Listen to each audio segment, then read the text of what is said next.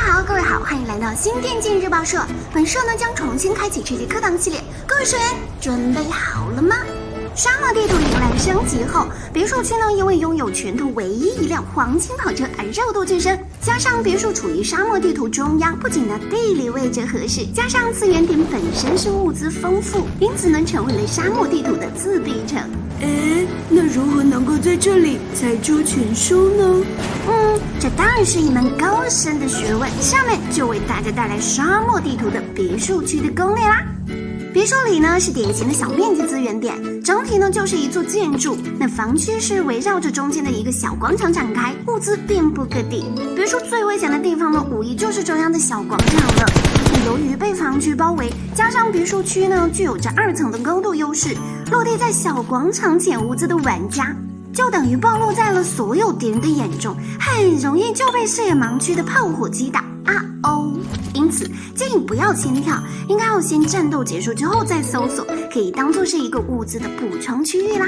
别墅的特点呢，在于各建筑之间的连通性很强，不仅是1楼2楼也是连成了一片呢。因此，玩家不要在大厅上战斗，这样即便能够卡在前面的敌人，也是很容易被后面的敌人给偷袭呀。正常的做法是进入房间，通过天生辨位呢来确定敌人的具体位置，这样才好避免被埋伏的风险呀。不过呢，别墅区的小房间众多，玩家在进入时呢，一定要卡着视角先观察，防止里面有敌人提前进入蹲守。接下来我们来说说如何抢夺黄金跑车。黄金跑车位于别墅区当中的车库中，那里呢刷出物资的概率不高。而且呢，多半都是油桶或者是手枪。如果说是以抢车为主要目的的话呢，建议玩家直接在这里降落，然后开车逃跑，不然很容易被捡到枪的敌人击倒淘汰啊。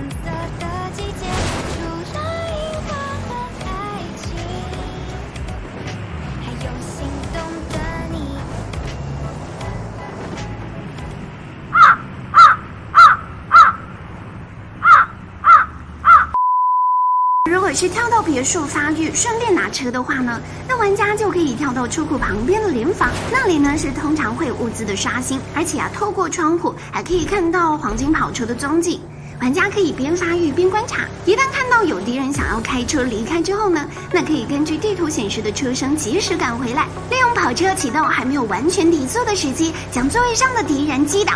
玩家呢还可以利用黄金跑车进行诱饵，捡到枪之后呢，先要埋伏在暗处，等待敌人上车之后呢，再出现开枪。这招呢主要是用于收快递了，就是如果别墅跳的人太多，玩家呢就可以转枪到附近发育，然后呢蹲在墙角卡视野，等别墅内敌人乱斗完毕，并且搜集物资之后，自然不会抛下黄金跑车啊。这个时候玩家开车偷袭就能够财车两收。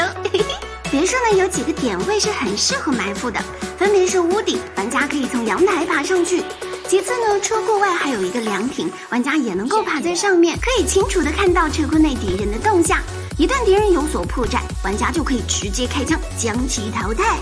黄金跑车呢，不仅是身份的象征，它的性能呢，在战局当中也是属于顶尖的存在。不仅最高时速能够达到每小时150千米左右，即使在山势崎岖的沙漠地图都能够如履平地。这为玩家也是提供了许多战术安排，比如可以轻松的转移来打游击战，也能够利用黄金跑车的高移速进行车辆追逐战。被玩家盯上的敌人是很难逃走的呀。叮咚！